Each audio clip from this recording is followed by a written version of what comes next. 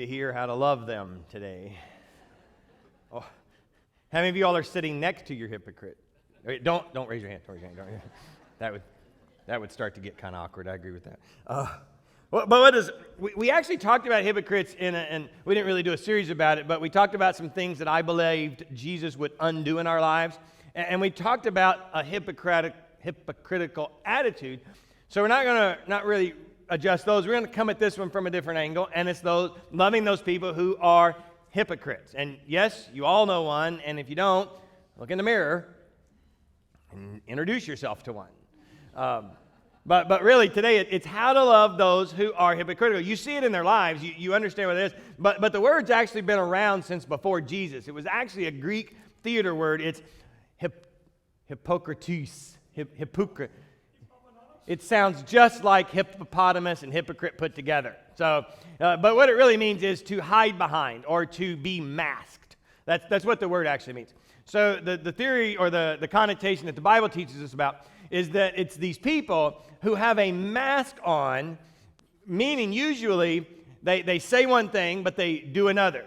All right? Now, typically, you all immediately go towards Christians. The word is everywhere. That's why I said it's before Jesus even came along.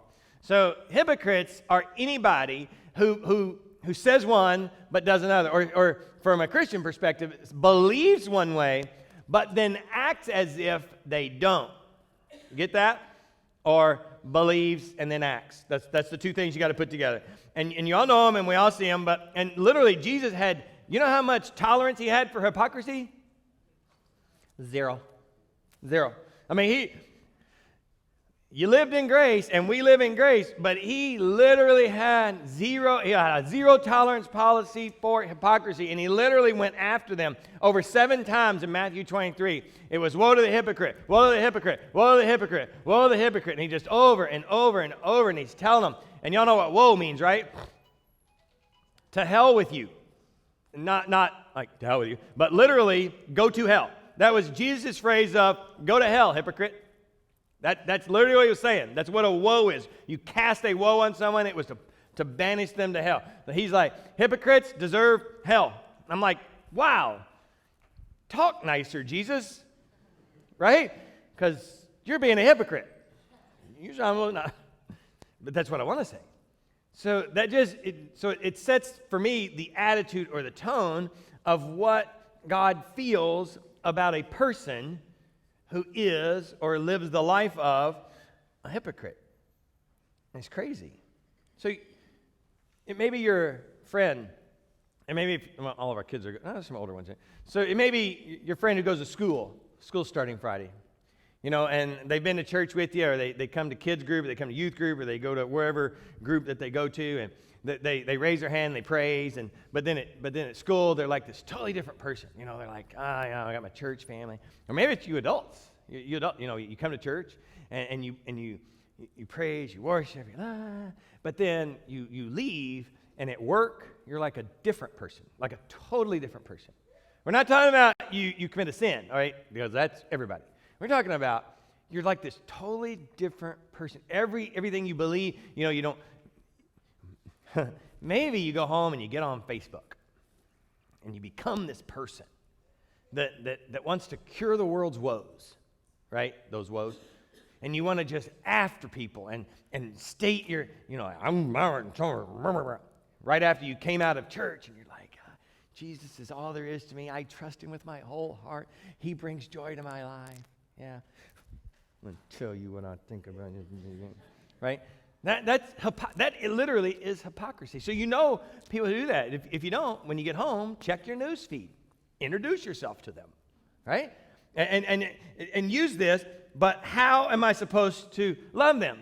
We got to answer a couple or 3 questions actually. First, why are they acting like that? Why is someone acting hypocritical? And the reason you got to ask that question is because you have to know how to respond. Because if you don't have the wisdom to respond, you're going to be just as foolish. So number one, here's why I think people act like that. Number one, they just don't know God. Is that how I wrote it, said it? Anybody focus back there? They just don't know God. They're not actually a Christian. So you're sitting here and you're thinking about what they're doing, or that you're interacting with them, and wow. You're thinking, how could they do that? Well, I'm giving you an answer. It's quite possible that they're not actually a Christ follower. Right? It's quite possible. Now, here's what's interesting. You don't know that unless you have this intimate relationship with them. And if you can't answer that question, like if you haven't, but it's quite possible that a person who looks at you and even says they are, isn't. What did Jesus say about people like that? I think that's John 2:4, right? It says, whoever says, I know him, but does not do what he commands is a liar, and the truth is not in that person. It's that truth's not there. It's quite possible that people say they're Christians, but they're actually not. So what can you do? Can you straighten that person out? Can you get them to start acting better? Can you get them to, listen, you say you're Christian, now you need to act like one? What would be worse? Somebody who says they are and isn't, but then starts to act like one. That's bad. That's bad. So if you don't know, and that's the answer, you treat that person differently. They're no longer a hypocrite. They're not actually a hypocrite. Because that's what they truly are inside. Now that's crazy. That's crazy. Now, you and I like to make sure that just because you come to church, then all of a sudden, if you're coming to church and you're saying you are, now we expect a certain amount of behavior. We expect a certain boxed-in look, a certain boxed-in talk, a certain boxed-in everything, because it has to fit the profile. But it's quite possible, newsflash, that you can come to church and not actually be a Christian. You've heard the joke. Just because you're in the garage doesn't make you a car. Just because you come to the place and hang out with a bunch of Christians doesn't make you a Christian. That's not it. So when you look at people and you go, well, I've seen them in church. They ought to not be doing that. Not true. Not true. Right? That's the kind of stuff that wells up in you. You got to be careful. So, number one, it could be just the fact that they're not a Christian at all. They just haven't been transformed. Maybe they've met him or they claim to know him, but they just haven't been transformed. Maybe they simply don't know God. Second, maybe they don't know any better yet. Now, this gets really great. Really great. How many of you became a Christian and then sometime down the road, maybe you're sitting in a church service, or you're at a Bible study, or you're just conversing with somebody over lunch, and all of a sudden, this conversation you're having, you go, holy cow, I shouldn't do that. I never thought of it. Man, nobody's ever told me. Yeah, that kind of feels right. Has anybody ever done that? Okay, that's good. So maybe they just don't know any better yet. That person's not a hypocrite. They simply need instruction. They don't need rebuke. They need to be instructed. They need to be taught, just like you and I need to be taught all the time. There are things you don't know about this Christ stuff. There are things I don't know about this Christ stuff. And the moment we believe we've got it all figured out, you're going to fail. You're going to fall into a trap and probably become one of these guys, a true hypocrite. Because we don't have it all figured out. God's way bigger than us. God's got this huge plan for our lives and everybody else's lives, and He's working on us, and He's teaching us, and He's instructing us, and we're gathering together, and then we get with somebody who doesn't act like we think they should act, and we're like, man, instead of lovingly wondering, maybe they just don't know. Maybe they just don't know any better yet. Is that your job? Set them straight. Is that the heart and manner behind it? No. But if you understand that it's quite possible that they just don't know, then you lovingly share and guide from your life. I mean, if you really care, we're not talking about, okay, so you came into church today, you should not be looking around trying to find someone that you can go and figure this out with. We're talking about the people that are in your lives that you love, you've already got a relationship with. The worst thing you can do is walk around and try to find somebody, right? I'm here looking to make sure everybody's behaving, right? I'm here to make sure everybody's doing what they say they believe. No, that's not it. We're talking about the people you love, the people that are surrounded by you, the people who you already are involved with. That this stuff rises up, that you notice, that you see, and that you, because we're human, want to do something about. Because typically, you just tell somebody else. Typically, when you know somebody who's doing something that you know, okay, is not Christ-like, you typically don't talk to them. You go talk to somebody else. Like, can you believe what they're doing? Can you believe what he said? And you rub elbows with them. You hang out together. And literally, you're one way in front of them. But then, when they leave, you're another. What does that make you? A hypocrite. Maybe they don't know God. Maybe they don't know any better. Or third. All right, did I give you a verse for that one? I told you I would ask that. That's Corinthians 3:1. 1 Corinthians 3:1. I could not address you as people who live by the Spirit, but as people who are still worldly. Mere infants in Christ. These are people who are Christians. Okay? They just don't know. So Paul's dealing with this issue plus some other stuff to the church in Corinth, and he's like, I can't even talk to you about that other stuff. You're still young in this. I need to be able to teach you from the beginning, is what Paul's saying.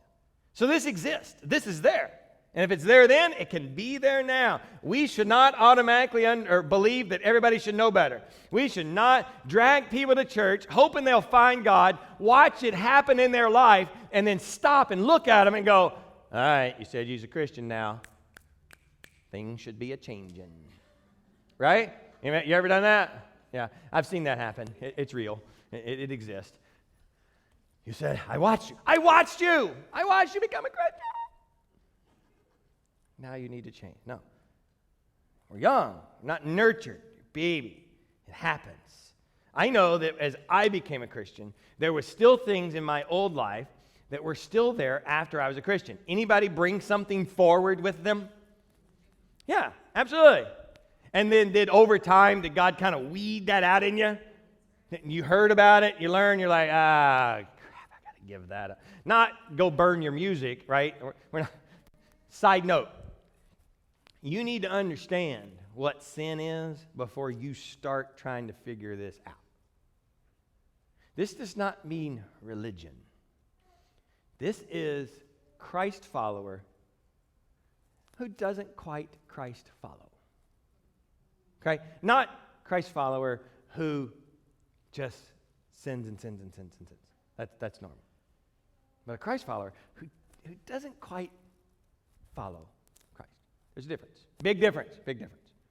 So you need to understand what sins are before you start addressing, especially in somebody else's life, but more importantly yours. So third, 1 Peter 2, second one, was the last verse in that. For you're free, yet you're God's slaves, so don't use your freedom as an excuse to do evil. That might go along with the ultimate definition of hypocrite. Third reason that they may act this way. They literally just disobey God. Just literally decide to live their lives outside of God. They literally know, but choose to not follow. That is a hypocrite. A willful choice to take what God has said or done or tells you to do and ignore it. That's hypocritical. That's the stuff that happens around you that you don't know what to do with. It's the stuff that really gets all over you from someone who you're in a relationship with, of whatever the relationship looks like, and you don't know what to do about it. It makes you want to wring their little neck, right? But you can't. I've tried. I'm called to love. So what does it say about that?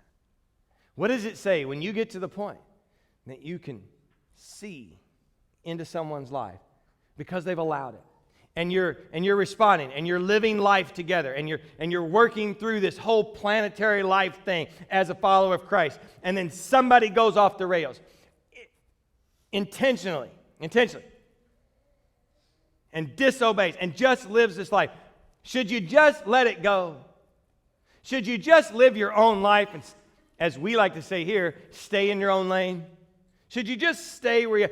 Maybe you should back off. Maybe you should just pray, right? Maybe that's what you could do. Does that show love? You know, to leave them alone. You find out that somebody's following down a path that they should not be going down, and they're choosing to do that, and you just leave them alone. Yeah, well, let them figure it out. It's not my problem. Because they'll say things to you like, oh, don't judge me. You don't get to judge me. I already got a judge. It's true.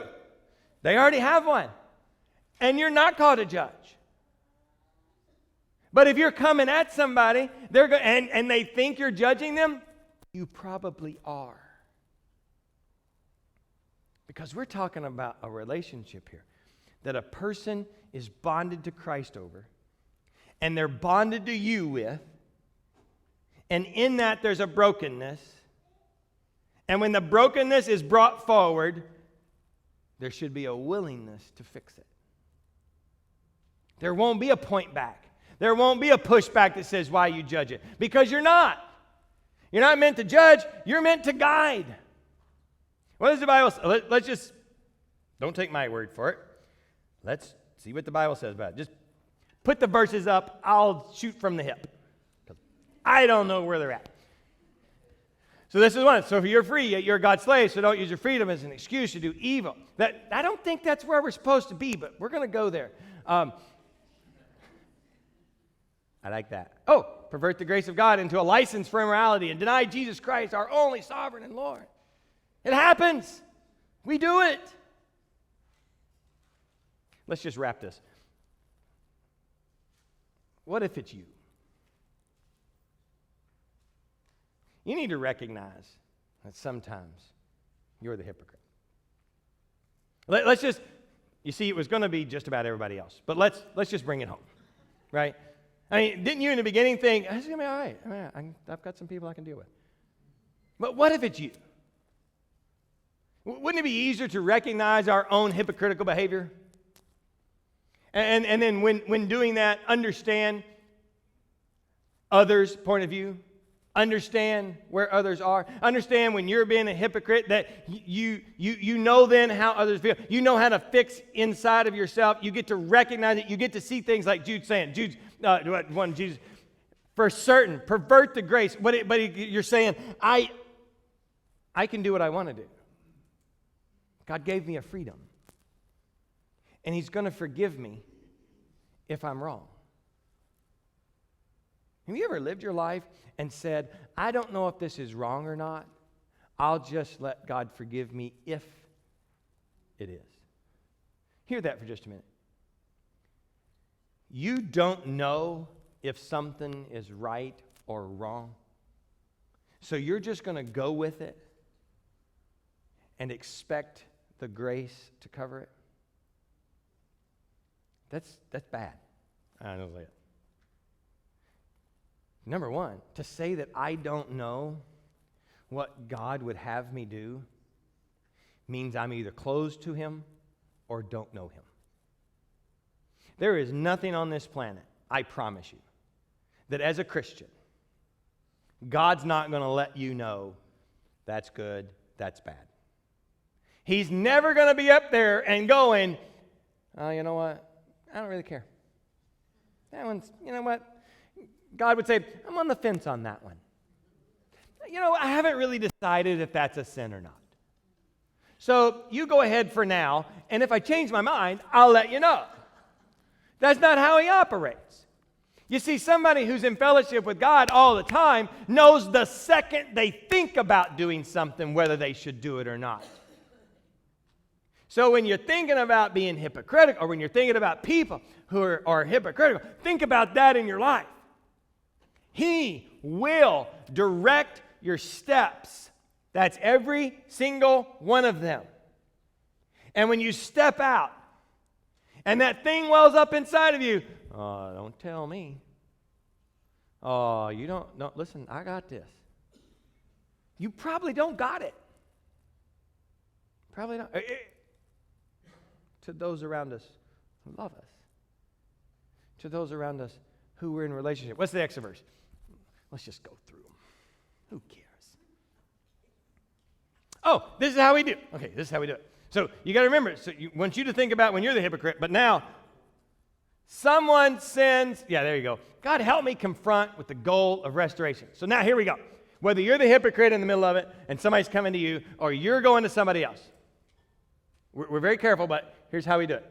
Brothers and sisters, if someone's caught in a sin, you who live by the Spirit, you better make sure you know what you're doing. You better make sure that this is a God thing. You're being driven by love for others, and that God is moving you in this direction. You're not just sitting out there going, I got to give them a piece of my mind. I promise, if you've ever said that, you ain't got enough to share. Right? Keep your pieces. You need them all. You who live by the Spirit should restore that person. How? So this now tells us that in certain instances, you're not allowed to just back off. You're not allowed to just, I'm going to pray for them. You're not allowed. In deep relationship, where there's love and a desire to restore, you gently. What's the rest of that verse? You can leave it up there, because there's a lot of it. Gently. If another believer is overcome by some sin, you who are godly should gently and humbly, again, help that person where?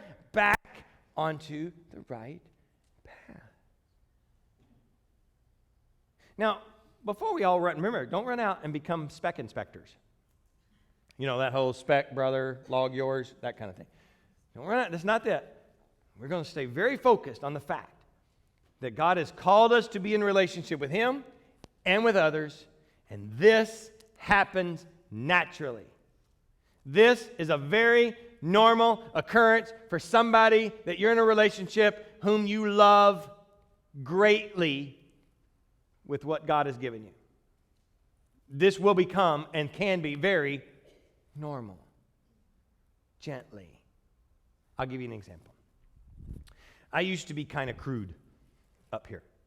Some of you are saying, kinda? Used to be? No. You should be very proud of how far I've come. Now, there were people who would constantly come and say something to me in a very not nice manner. They would let me know how you should act in church, what preachers should sound like. They would let me know how you're supposed to deliver a certain point. They were extremely helpful. Not. But there was a guy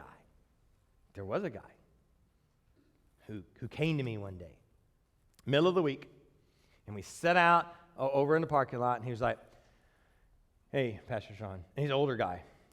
I'll just tell you his name is Gene, in case he's watching. And he says, Pastor Sean, you are my pastor, and I'm with you no matter what. If he would have been around today, he'd say things like, I would take a bullet for you, right? But then he said, however, there's this thing you do. And he told me about something I was doing. And he says, and all I want you to do is ask God if that's what you should be doing. And it was a way I was telling things. It was a mannerism. And he says, that's all I'm asking. And he said, and if you do that, and God says, go for it, you'll never hear from me again. Won't matter. I'm there. I'm not going. That's it. I'm telling you, and then I'm done with it. I'm not even talking about it anymore. And I can remember it, maybe a month later, whatever. I'm about to do that thing that I was doing. And Blanche, she's not here, but she's watching. Blanche was sitting over there. And I looked over, and I went, oh, man. I mean, I can remember physically having to stop, and I told everyone that was in there, and I was like, I hope y'all just saw that. That was God thumping me in the head. And that happens a lot. But when I looked over there, God was like, nope, you really shouldn't do that. And I was so thankful because that was a gentle, humble pushback towards the right path. And it has stuck with me.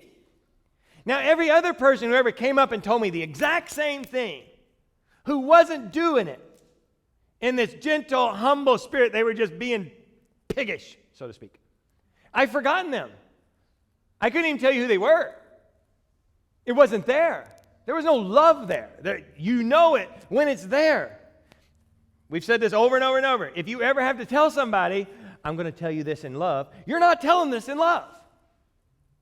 You're not. You're telling your opinion. And everybody has one of those. And they're just like, most of the time they stink and they're just full of it. I don't know what you're talking about. Is there a next verse? We're going to jump off of that now. That was probably been one of those times where Blanche would have went. Is that the last verse? Good. That means we're about done. It is hot in here. Oh my gosh, it's hot. Holy cow. Y'all know hot? I was going to say, there's an air conditioner broken. So anybody wants to donate an air conditioner, let's join together and pray for that thing. Let's not and say we did. Just buy a new one. Newsflash to Rick, big check coming. He's just watching too. Anyway, so when we're having these conversations, your goal cannot be to be right. Your goal has to be restore. Now, there's some hard lines to draw sometimes. I'm not even going to go into this all the way, but the Bible's clear about how you do this.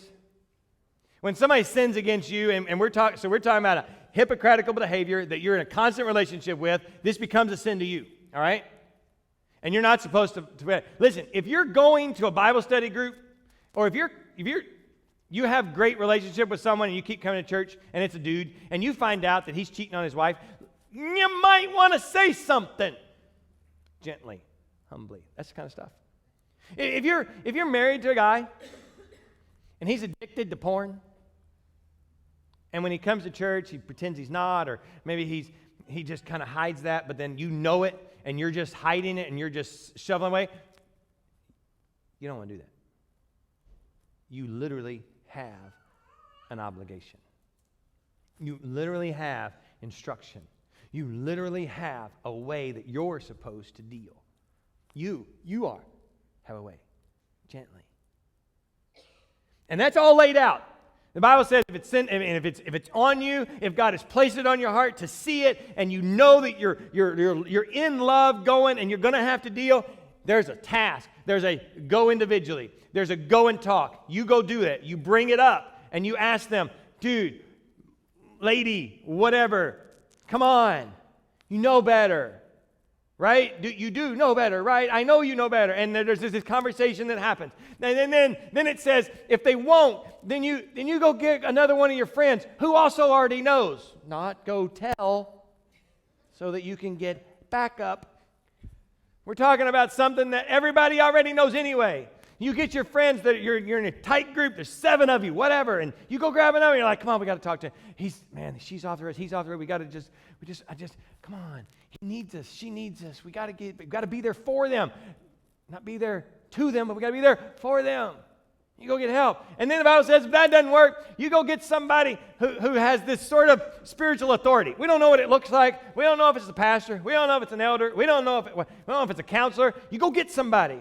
You go get somebody with more brains than you, basically. You just think, you need and the faces will come to you when this is firing on all the cylinders. You know the people. And you go to them and you're like, help me, help me, help me. He's struggling, she's struggling. And then that doesn't work. Literally, the Bible says you need to modify the relationship. You need to line here, behaviors over there, and I am willingly, lovingly waiting for you to decide that you want to change this. Because I can't, in good conscience, come sit next to you in church. We're not going to go play golf. We're not going to go fishing, so that while you're out doing this thing or that thing and then pretending you're not. I don't want to be.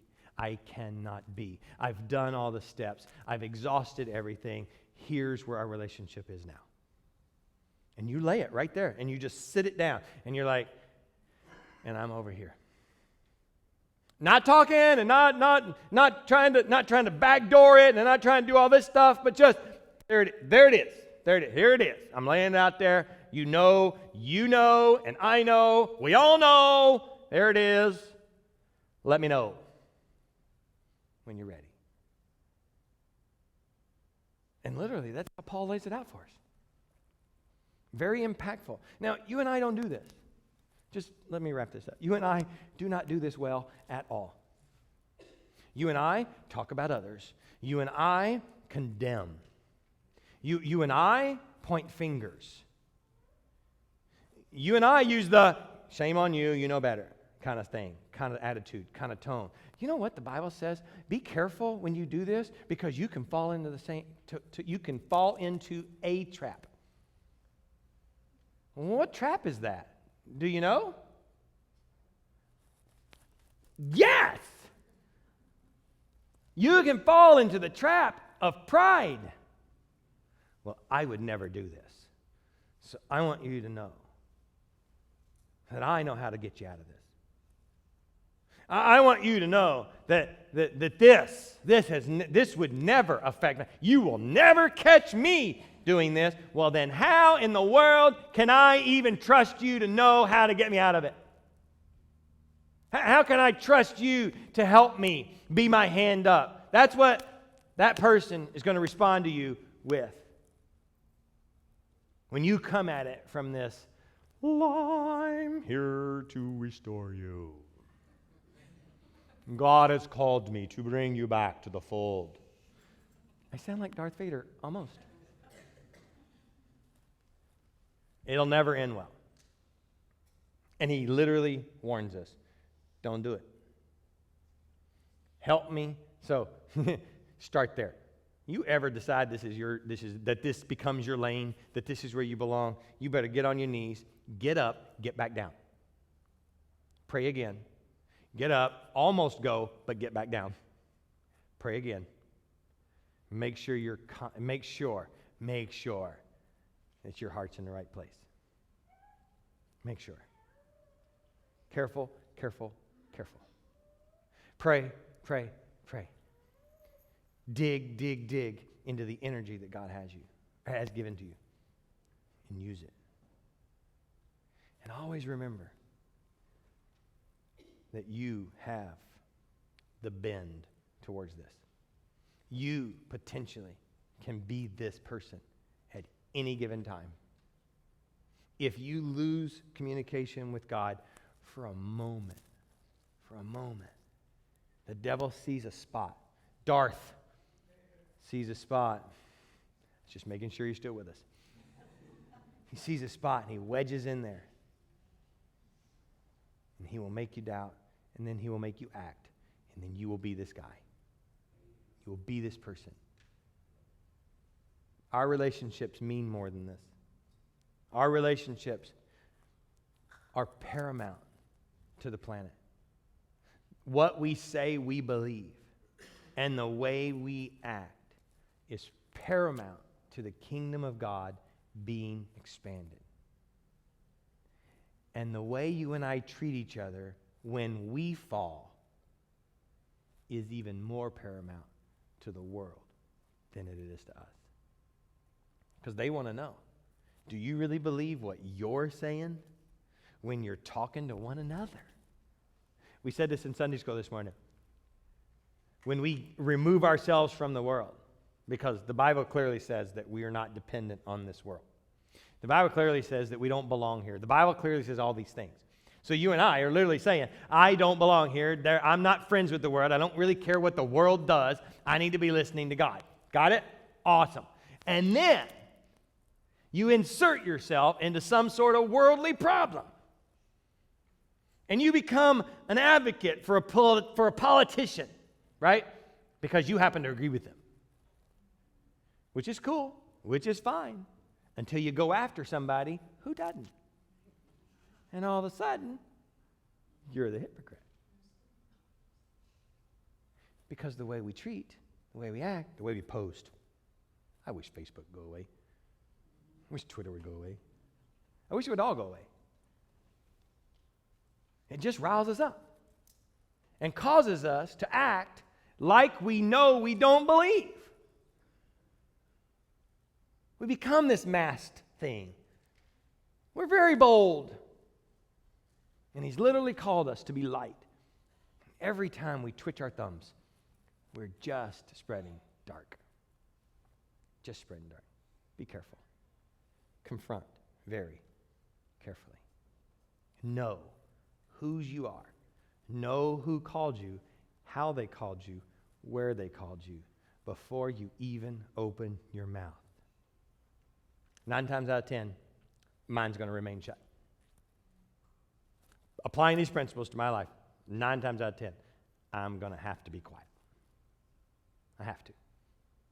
This is very rare that he will call you in and have you adjust either yours or someone else's life. Y'all are way too quiet, so let's get out of here, right? Oh, now you're awake. He said, let's go. No. Love, the critical, the controlling, the needy, the hypocritical. With the love that Christ has placed inside of you, make our relationships resemble, reflect, and honor him in every single thing we say, do, post, or whatever. And act in only the manner he would have it to act. It can't be any simpler. It can't be any simpler. Let's all stand and we'll go. Invite you back Wednesday night at 5:30 for meal. We will dig a little deeper. If you're not here, we are definitely going to talk about you. So that's just the way it is. I mean, you know. Donna has already said she's not coming. So, oh no, she said she was coming to make sure we don't. Yeah. So you're off the hook Wednesday. That's good. Donna and I had a great time Wednesday night. She's a cute, great sport. So if you missed it, you missed it. Are you up? So you're up Wednesday. It's you and me Wednesday. Yeah, we're going to leave her out and just me and you. Good stuff. Come enjoy a meal. Travis is cooking. What are we having? Do you know? I hate it when they do that because most of the time they're lying. But it's good. Travis is a really good cook. So come enjoy. 5:30 back building for that. Bible study at 6:15 immediately following.